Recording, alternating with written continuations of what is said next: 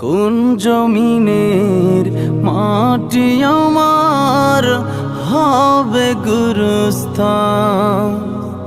কাদের চোখের জলে আমি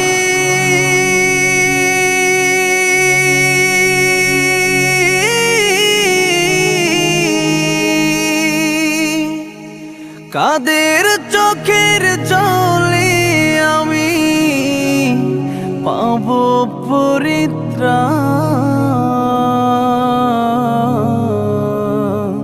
কোন জমিনের মাটি আমার হবে গুরুস্থান? কোন জমিনের মাটি আমার হবে গুরুস্থান?